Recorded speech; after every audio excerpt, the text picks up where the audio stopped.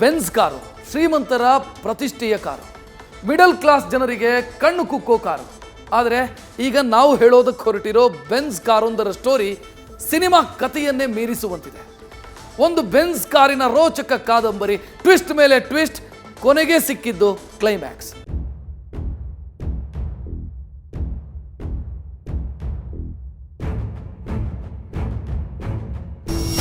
Benz ಕಾರಲ್ಲಿ ಓಡಾಡಬೇಕು ಅಂತ ಯಾರಿಗೆ ತಾನೇ ಆಸೆ ಇರಲ್ಲ ಹೇಳಿ. ಆದ್ರೆ ಇದೇ ಒಂದು ಬೆನ್ಸ್ ಕಾರು ಸರ್ಕಾರಕ್ಕೆ ಟ್ಯಾಕ್ಸ್ ಕಟ್ಟದೆ ಹಿಮಾಚಲ ಪ್ರದೇಶ, ಆಂಧ್ರ ಪ್ರದೇಶ, ದೆಹಲಿ, ಪಂಜಾಬ್, ಕೊನೆಗೆ ಕರ್ನಾಟಕದಲ್ಲಿ ಸುತ್ತಾಡಿತ್ತು.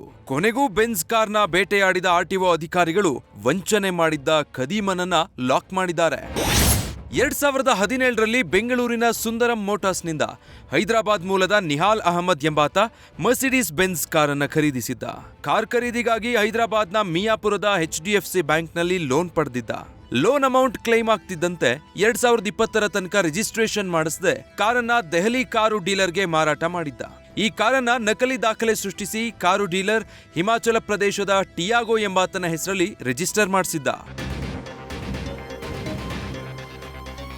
HDFC ಬ್ಯಾಂಕ್ನಿಂದ ತೆಗೆದುಕೊಂಡಿದ್ದ ಲೋನ್ ಕಟ್ಟಿಲ್ಲ ಅಂತ ಬ್ಯಾಂಕ್ ಸಿಬ್ಬಂದಿ ಕಾರಿನ ಬೆನ್ನು ಬಿದ್ದಿದ್ರು. ಈ ಒಂದು ಸಂದರ್ಭದಲ್ಲಿ ಆ ಕಾರು ಹಿಮಾಚಲ ಪ್ರದೇಶದಲ್ಲಿ ನಕಲಿ ದಾಖಲಾತಿಯಡಿ ರಿಜಿಸ್ಟರ್ ಆಗಿರೋದು ಪತ್ತೆಯಾಗುತ್ತೆ. ಕೂಡಲೇ ಬ್ಯಾಂಕ್ ಸಿಬ್ಬಂದಿ ಹಿಮಾಚಲ ಪ್ರದೇಶದ ಸಾರಿಗೆ ಇಲಾಖೆಗೆ ದೂರು ಕೊಡ್ತಾರೆ. ಈ ದೂರಿನಡಿ ತನಿಖೆ ಮಾಡಿದಂತಹ RTO ಅಧಿಕಾರಿಗಳಿಗೆ G63 Euro 4 Benz car G63 Euro 6 ಅಡಿಯಲ್ಲಿ ರಿಜಿಸ್ಟರ್ ಆಗಿರೋದು ಪತ್ತೆಯಾಗುತ್ತೆ.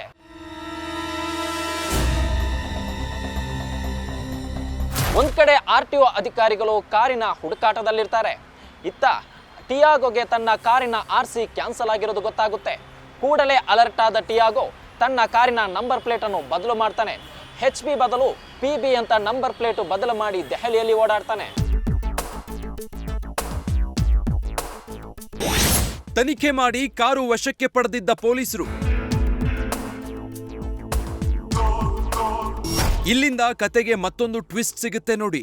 ದೆಹಲಿ ಕಾರ್ ಡೀಲರ್ ನಕಲಿ ದಾಖಲೆ ಸೃಷ್ಟಿಸಿ ಜನರಿಗೆ ಮೋಸ ಮಾಡ್ತಿದ್ದಾರೆ ಅಂತ 2023ರಲ್ಲಿ ದೂರು ದಾಖಲಾಗುತ್ತೆ. ತನಿಖೆ ಮಾಡಿದ ಪೊಲೀಸರು ಈ ಬೆನ್ಸ್ ಕಾರನ್ನು ವಶಕ್ಕೆ ಪಡಿತಾರೆ. ಬ್ಯಾಂಕ್ನಲ್ಲಿ ನಿಹಾಲ್ ತೆಗೆದುಕೊಂಡಿದ್ದ ಸಾಲದ ದಾಖಲಾತಿಯನ್ನು ತೋರಿಸಿ ಈ ಕಾರು ನಮಗೆ ಸೇರಿದ್ದು, ಇದು ನಮ್ಮ ಸ್ವತ್ತು ಅನ್ನೋದನ್ನು ಮಿಯಾಪುರ್ನ HDFC ಬ್ಯಾಂಕ್ ಕೋರ್ಟ್ನಲ್ಲಿ ಕೂಡ ಪ್ರೂವ್ ಮಾಡುತ್ತೆ. RC ಕ್ಯಾನ್ಸಲ್ ಆದ ಕಾರ್ ಮತ್ತೆ ರಿಜಿಸ್ಟ್ರೇಷನ್ ಆಗಲ್ಲ. ಇದೇ ಕಾರಣಕ್ಕೆ ಯಾರಾದರೂ ಸ್ಪೇರ್ ಪಾರ್ಟ್ಸ್ ಅಥವಾ ಇನ್ನಿತರ ಕಾರಣಕ್ಕೆ ಯಾರಾದರೂ ಕಾರನ್ನು ಖರೀದಿ ಮಾಡುವುದಾದರೆ ಖರೀದಿ ಮಾಡಿ ಅಂತ HDFC ಬ್ಯಾಂಕ್ ಕೂಡ ಹರಾಜಾಗುತ್ತೆ. ಈ ಒಂದು ಸಂದರ್ಭದಲ್ಲಿ ಆ ಒಂದು ಕಾರನ್ನು ಖರೀದಿ ಮಾಡಿ ಬೆಂಗಳೂರಿಗೆ ತಂದವನೇ ನೀರಜ್ ಕುಮಾರ್.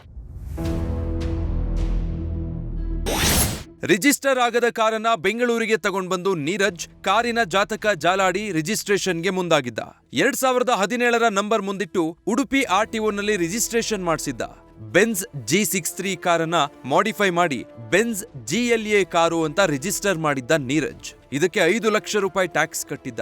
ನಕಲಿ ದಾಖಲೆ ಕೊಟ್ಟು ರಿಜಿಸ್ಟ್ರೇಷನ್ ಆದ ಕಾರಿನ ಬಗ್ಗೆ ಕ್ರಾಸ್ ಚೆಕ್ ಮಾಡದೆ RTO ಅಧಿಕಾರಿಗಳು ಎಡವಟ್ಟು ಮಾಡಿಕೊಂಡಿದ್ರು. ಬೆಂಗಳೂರಲ್ಲಿ ಬೆನ್ಸ್ ಕಾರಲ್ಲಿ ಧಾಮ್ ಧೂಮ್ ಅಂತ ಓಡಾಡಿದ್ದ ನೀರಜ್ ಆನ್ಲೈನ್ನಲ್ಲಿ ಕಾರಿನ ಫೋಟೋ ಹಾಕಿ ಮಾರಾಟಕ್ಕಿಟ್ಟಿದ್ದ. ಫೋಟೋ ನೋಡ್ತಿದ್ದಂತೆ ಅನುಮಾನಗೊಂಡಿದ್ದ ವ್ಯಕ್ತಿಯೊಬ್ರು ಬೆಂಗಳೂರು RTO ಅಧಿಕಾರಿಗಳಿಗೆ ಮಾಹಿತಿ ನೀಡಿದ್ರು. ಕೂಡಲೇ ಅಲರ್ಟ್ ಆದ ನೀರಜ್ ಮೈಸೂರಿನ ವ್ಯಕ್ತಿಗೆ 1,10,00,000ಕ್ಕೆ ಕಾರು ಮಾರಿದ್ದ. ಲ್ಯಾಂಬೋರ್ಗಿನಿ ಕಾರಿಗೆ ಎಕ್ಸ್ಚೇಂಜ್ ಮಾಡಿಕೊಂಡು ಲಕ್ಷ ಪಡೆದಿದ್ದ.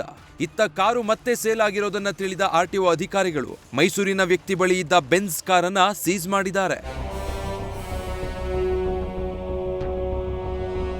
ಒಟ್ನಲ್ಲಿ ಸ್ಟೋರಿಯುದ್ದಕ್ಕೂ ಟ್ವಿಸ್ಟ್ ಮೇಲೆ ಟ್ವಿಸ್ಟ್ ಕೊಟ್ಟ ಬೆನ್ಸ್ ಕಾರು ಕೊನೆಗೂ RTO ಅಧಿಕಾರಿಗಳ ವಶವಾಗಿದೆ. ಇತ್ತ ನಕಲಿ ರಿಜಿಸ್ಟ್ರೇಷನ್ ಮಾಡಿಸಿ ಕಾರಲ್ಲಿ ಓಡಾಡಿದ್ದ ನೀರಜ್ನನ್ನು ಕೂಡ ಅಧಿಕಾರಿಗಳು ಬಂಧಿಸಿದ್ದಾರೆ. Sattar, news first, Bengaluru. News first ನಿರ್ಭೀತಿಯಿಂದ ನಿಮ್ಮ ಪರವಾಗಿ.